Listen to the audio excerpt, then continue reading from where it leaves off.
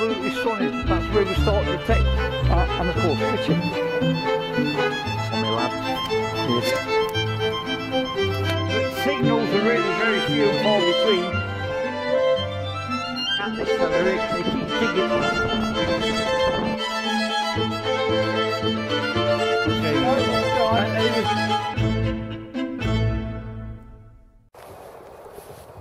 When I set off, it was dry. I've got here and it's raining pretty fast, and they say it's going to turn to snow. I'm back on the field where I was with American David on the tank battle site. There's a little bit left to do, so I'm going to give it a go. I've got my waterproof coat that David gave to me, army coat, and it's a long field. It's 1 kilometre long, and really by the time I get to the end I'm always ready for a drink, but I don't want to walk back, get a drink and then walk back again. So I'm going to take my rucksack with me on my back. I've got my waterproof coat, and I can't make up my mind whether to use the AT Pro or the Equinox 800. I think I will take the Equinox 800.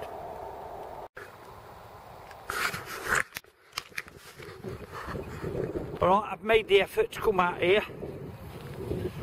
It's 3 Celsius, so what's that, about 39, 38 Fahrenheit, not very warm. It's raining. If I put this camera under my hood here, you'd hear it hitting the hood. I've got my earphones on, I've got the hood up, I'm pretty well protected, and looking forward to it. So I'm going to start here. Probably see all the dig holes here that me and David made. Just wipe that screen. This is going to be a problem, I'm afraid, wiping this screen all the time because it's spitting, but I'll do the best I can. I'll try to check it before I make any film. So there you go, I'm going to start. Let's see what we'll come up with today, fellas. Nothing much, I don't know what it is, but it's shaped, look, I don't know. I just don't know what to say. I better film it. It's bronze or copper. Copper, I think. Something decorative. And that's the best find I've had. I've dug 25 holes and that's the best thing I've had. Still, time yet. Let's see. I don't know how clear this is. But I must have done a good ½ kilometre. And everything I've dug has been crap. Everything. That's the first thing I've found, and I've been going an hour and a half, except for that thing right at the beginning, and this is toast. It's a piece of crap. So I'll get it cleaned up anyway. I don't know, it might be a right Pfennig from World War II. Alright fellas, I've given it up as a bad job. Just look at the state of that bag, it's absolutely wet through. Them gloves are wet through. I've got dewdrops hanging off my nose. My arm is absolutely so, well, you can see the water look there, and down the back of my legs is wet through. Look at the state of my boots and my kit. Look at that. The temperature's dropped. It's starting to snow now. I don't know if you can see the snowflakes coming, but it's getting faster and faster.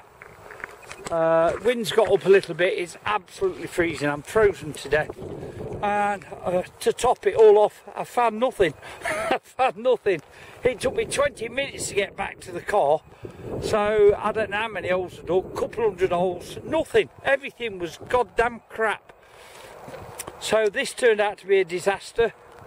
I'm going to get all these wet clothes off now. I'm going to get in the car. Thank God I've got a flask with me and some sandwiches. I'm going to sit there and run the engine a bit, and then I'm going to go home. So I'm sorry, what can I do? But at least you're sat there in your armchair looking at this, and you're warm. You've probably got a tea or a coffee or a beer outside of you, and you're warm. I'm absolutely sodden wet through, and I'm freezing. So that's it, fellas. I'll try to do my best next time and make it up to you. Cheers, bye bye. Right, before I go home, I'm having a bite to eat. I've got the heater on a bit. You can see the snowflakes hitting the windscreen now, look. And then as soon as they hit, they melt. I don't know if you can see that, maybe you can't. The screen is frosting up. and it means it's getting warmer in here, which is good, because I'm absolutely freezing.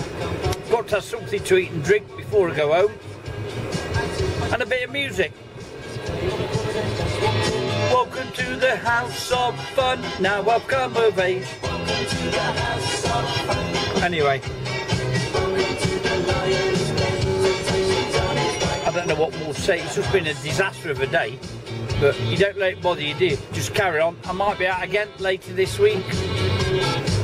Well, no, miss. My manhood, I'm big boy now. Anyway, look, I'm going. Well, there it is, look. Coming down like nobody's business. Maybe you can't see it as well as I can. I'm not sure if that screen's wiped off properly or what, but there's definitely snow coming down like nobody's business. It's not settling, fortunately, otherwise the roads would be a bit dodgy. But not nice. Not nice weather, and I've been out in this.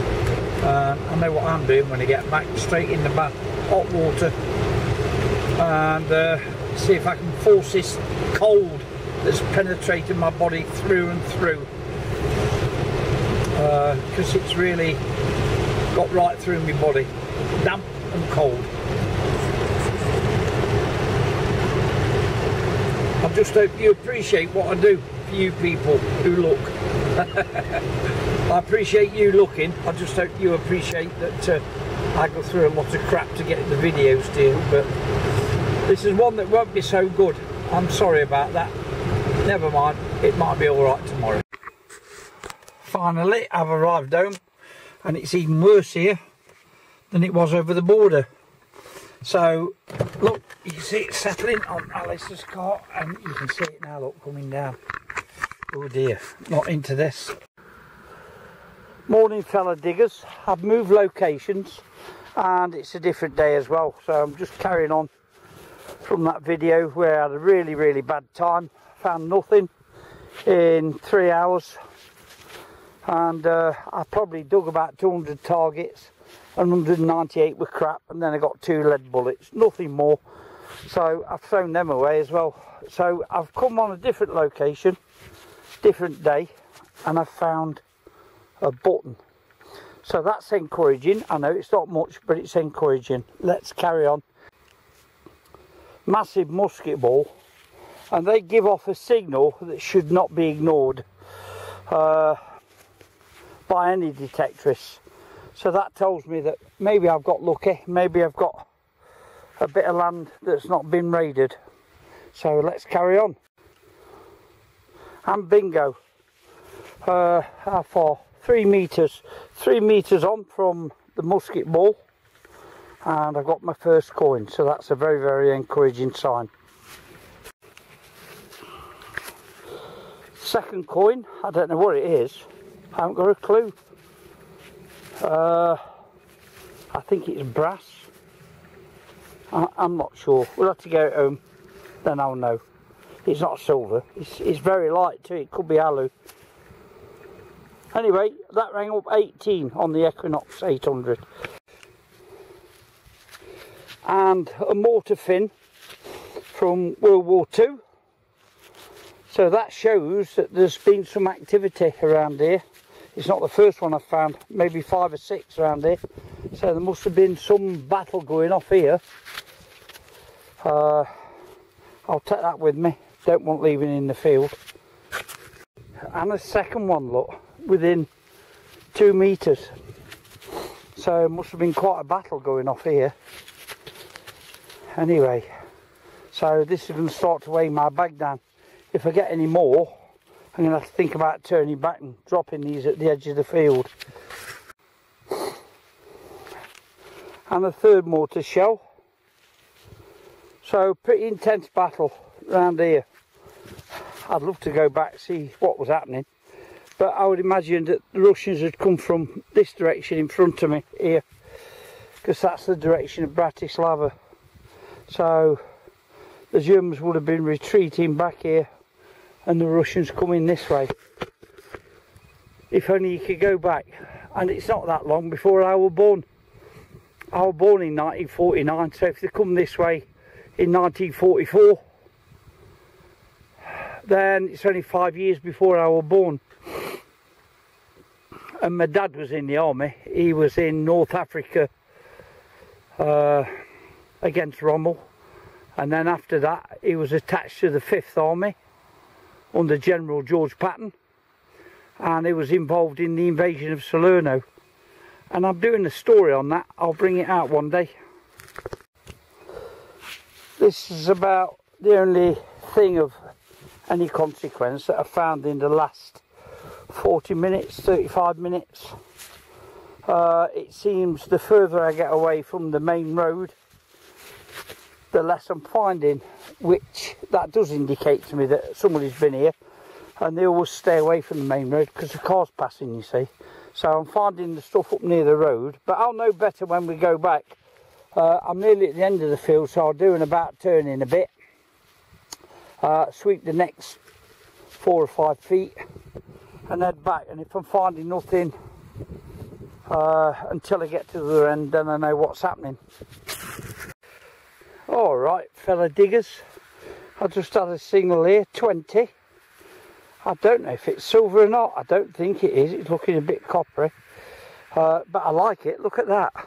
It's really thin. It could be a half Kreutzer, or it could be a silver hammered, that. I won't know till I get it back. But that's not going in my patch. You can see my patch here, that little pocket there.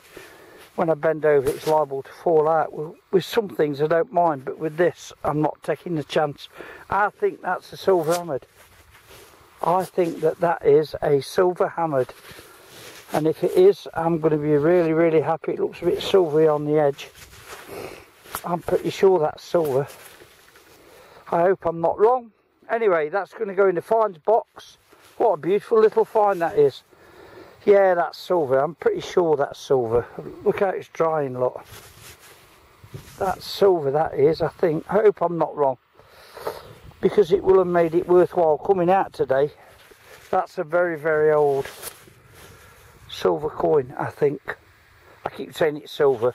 I don't know. Let me carry on. Let's see when we get back. Nice little find. Love it.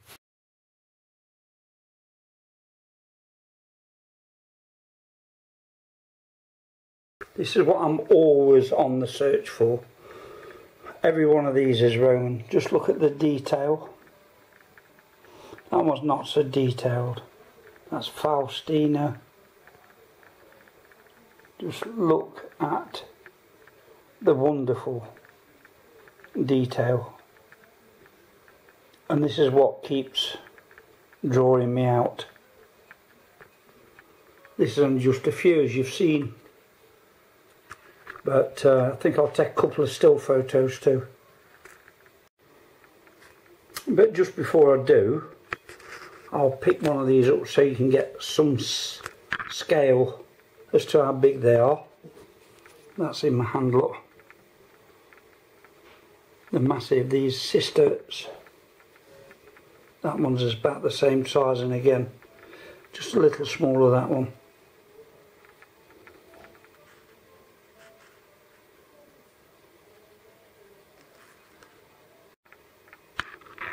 But super examples of Roman coins, most of these. Super examples. Look at the detail on that one. And the back is absolutely stunning on that one also.